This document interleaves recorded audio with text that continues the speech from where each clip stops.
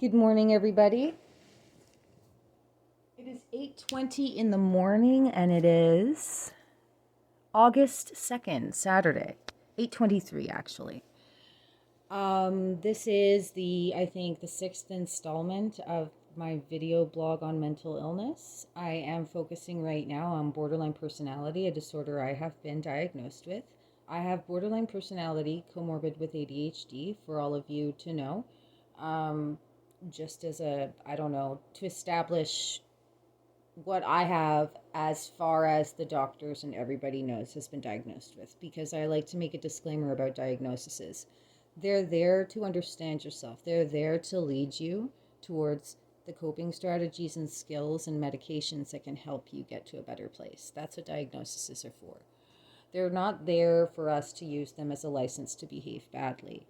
I behave badly not because I have mental illness, because I know I have it, but maybe my mental illness is why I behave badly. And now that I know that, and I've always known it, but you know what I mean? It's always a struggle. And ADHD and I've got ADHD, which is people, girls, girls who have had ADHD, guys who and I think a couple people from my elementary school, like there were two of us. There was me and another boy. We were both the ADD kids. And, there's been a lot of like controversy on ADHD. I don't need glasses. That was not the reason why they diagnosed me with ADHD. I didn't have I didn't have anything wrong with my intelligence. In fact, I was actually like a year younger than everybody in my class, and instead of them repeating me, they felt like that would bore me more. So I was diagnosed with ADHD, and then I was re-diagnosed and diagnosed again. And ADHD can cause impulsive behavior as well. So are they from the same place, the impulsive behaviors of borderlines and the impulsive behaviors of ADHDers? I don't know. I interrupt people a lot. Where does that come from? Does that come from an emotional response to be heard? No. It comes from an excited place where I'm not really aware of my surroundings. I think that's more ADHD.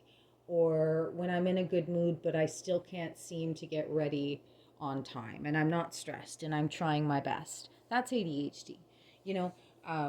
But I digress. I want to get back because I went on a tangent and I really have to apologize. I actually had to end up like deleting a whole video because I am on my basic camera recorder for my crappy knockoff Samsung phone. I really need GarageBand because I don't understand any of the other apps to do pause and then continue on a later date. That's why I even like the Facebook stories more because they're actually easier. But anyway, I digress again. And again, I can't re-listen to this before I stop it. So that sucks. But I really, really want to work on getting more to the point. So last vlogsode, I covered the topic. I covered the symptom 6 on the diagnostic criteria for borderline personality from the DSM-4. And that was affective instability, marked reactivity of mood, intense episodic dysphoria, irritability or anxiety, usually lasting a few hours and only rarely more than a few days. Today I'm going to be doing number 4, which is impulsiveness in at least 2 areas that are potentially self-damaging. Examples: spending, sex, substance abuse, shoplifting, reckless driving, binge eating. Do not include suicide or self-mutilating behaviors covered in criterion 5. Okay, so mutilating behaviors, threats of suicide, although could be impulsive, they are not part of that symptom in themselves, because it's its own symptom. So I'm going to pause it, take a moment, find a nice spectrum. And then I'm going to talk about my own impulses and addictions. However, trigger warning, when we did group, okay, there was a disclaimer. The first thing was, you guys can hang out on your own, no sex or drugs together. It's important that when people are in recovery, it's important that, if you're in recovery with other people who are also vulnerable to impulses and substance abuse, it's important that that be really, that rule be really respected. And I respected that rule, absolutely. Uh, okay, so I was going to say that, yeah, the reason why I'm trigger is that what we would use instead of even substance abuse is bad coping strategies, okay? So I do want to talk about addictions, but I also, because I'm covering borderline and people with borderline, and it's not their fault, but they are prone to be triggered in, like, it is trauma. It's trauma. That's what it is. And a lot of us have trauma, and we have to learn how to participate in the world, accepting the limitations that that trauma causes us, but also to not use it as a license to behave badly, right? I always want to make that disclaimer because I guess sometimes when I'm my impulsivity that doesn't come from the ADHD, I think is that's what I mean. It's like, it's not like I'm doing, if I would, impulsiveness can't be instrumental. It's reactive, right? It can be instrumental, I guess, but it's just this, like, it happens so quickly, like it's almost out of your control. I will pause it and I will get right back to you. Okay, so here are some of my impulses, not to scare anybody, but impulse, because in criteria for it says I was supposed to do a freaking spectrum, right? Impulsive in at least two areas, potentially self-damaging. Yeah, substance abuse. Okay, so substance abuse is part of it, but it's only like one of the parts. So, and I think this one links up very much, in for me at least, with number 8, which is inappropriate, intense anger or lack of control. So again, it overlaps, but these are my impulses. All right. Screaming at people, not just in the streets. And it's so weird. Like, I used to never scream. And for like a year, from the summer of 2020 all the way up until the fall of 2020, I used to get into these, I just scream at, I don't know, like anybody, like who pissed me off. And I'd get really, like, and it was really like they were worried and everything. And I was in my therapy and we had to up my meds. Okay. But it was an impulsive thing. And it came from, I think that one didn't come from, it came from the inappropriate anger, but it also might have come from number 9, unfortunately, which is transient stress related severe dissociative symptoms or paranoid ideation. Pardon me. Anyway, that stopped. And that was really scary for myself too. Okay. Okay, now this one a lot of people know. Impulsive, verbally abusive messages, texts, and emails. I don't do that to just anyone. I usually do it to ex-lovers or like ex-friends and stuff. And it started 2017, 5 years ago, and it's only happened to 2 to 3 ex flings or whatever, and then a couple girlfriends. Yeah, and I know I do it, so it's like I'm saying it right now. I can't do that anymore. Eh, Amelia? Eh? Yeah, there we go. See, I've got all of them right here. Okay. No, but Amelia, I need to do my symptoms, okay? No, no, no, no, no, no. Okay. All right, I'm just going to put this down again. Okay, so what else? Yeah, this is very much linked with the Amelia. This is very much linked with the, like, the anger one as well. But, like, okay, so, calling over and over again, that's not anger. That's just impulsive. And it's like I just call, like, when I urgently, over and over and over again. And people who know me, people have been through that with me before. Throwing my phone, thus breaking it. Throwing my remote at TV, thus breaking the TV and the remote. There was a time where I used to, this was years ago, but I used to abuse one of my meds impulsively. And then I stopped, but that was a very impulsive, addictive behavior. Um, beer and pot are no longer impulsivities. They are definitely substance abuse. They're addictions. They're not like, I don't go like, oh my God, today I need it. It's like, is it in my fridge? You know, do I have enough marijuana? And I'm not proud of that, you know.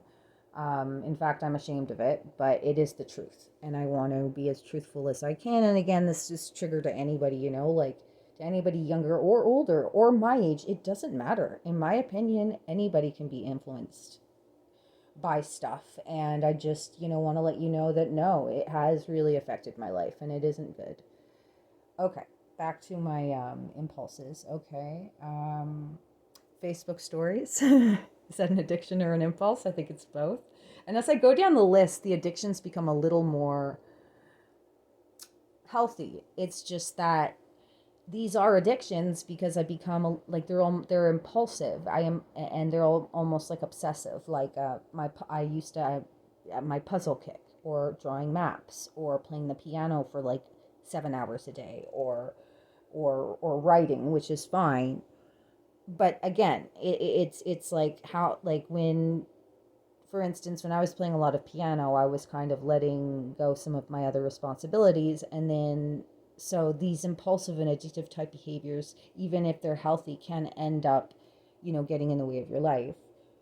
One thing though, promiscuity, something where it's like ups and downs for me, but that's definitely an impulse thing. Like I supposedly have, like I don't know, like I've definitely impulsively put myself out there in ways I don't know how many other women or men would, promiscuous wise.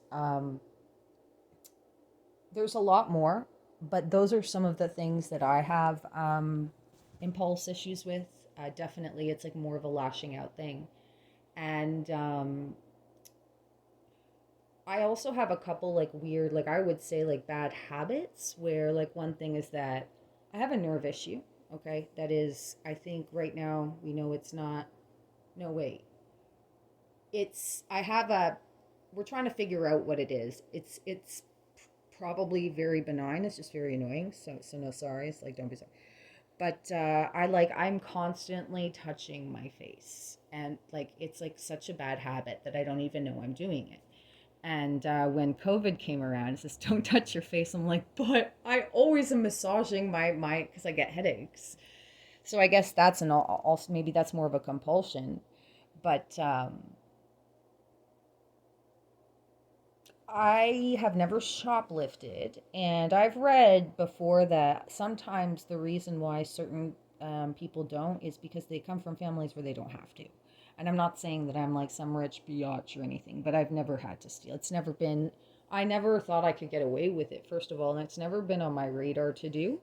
Not to say that people who do are bad. I mean, it's a compulsion, I guess, or an impulse. Um,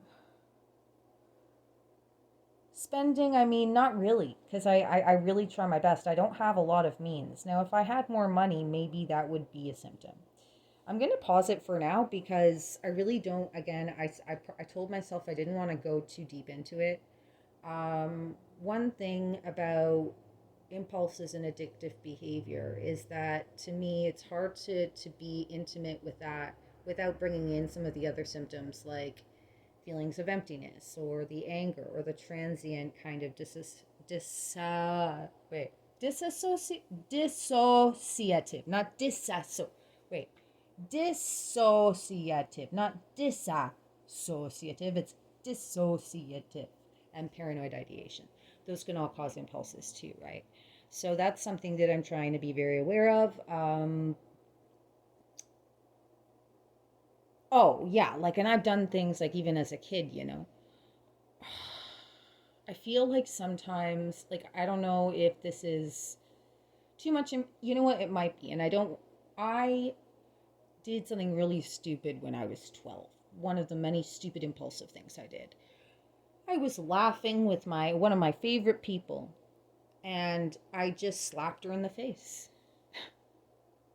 And I think I slapped her pretty hard because she just was stunned and started crying. And I had whatever, the weekend kept going. Couple days later, like after she went home, I had this huge fight between, like, well, my dad and my uncle, because it was a cousin, and finding out that like it was devastating for her, and I think that again it was an impulse, but it's also where do those impulses come from? If so again, I'm being very honest. I was 12. I didn't really realize how like my own strength. And I've done that before actually. When I was 30, I was talking to a dude at a party and he made me laugh and I gave him a little whack and I went, "Oh my god, I'm sorry." And he kind of laughed it off, but he thought it was weird. And it was like one time I was in the pool with my one of my sister's friends. We were swimming around and like all of a sudden she said, "Oh, I'm spending the night." And I got so excited. I hugged her and I kissed her on the lips. And she's like, "Oh my god." Like we were very young. God, I don't 13. And it wasn't, again, there was no like motive. I didn't want to get with the girl, or I didn't have like it just was an impulse that I did.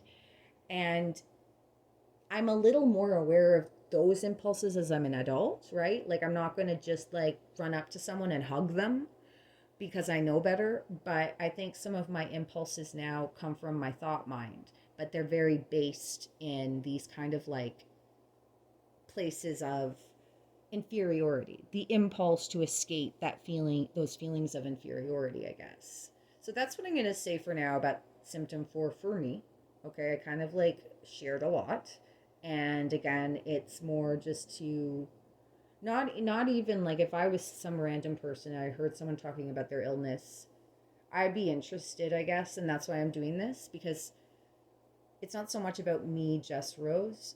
It's about how somebody relates to an illness that in their like mid to late 30s they're coping with, they were diagnosed, it settled in, yada yada. There's maybe it might be informative. That's what I'm hoping. I need to show a spectrum though. I need to show something so I can get a good screenshot. um oh, I'm just gonna do this dice right here on the boat, the dice boat, the dice boat. Oh, no, no, no, no, no, no, no. Let's put it on here. There we go. That's going to be my screenshot. Cool. Love you guys. You were loved. You were cherished. Have a beautiful morning. And yeah, this is a pretty cool world we live in.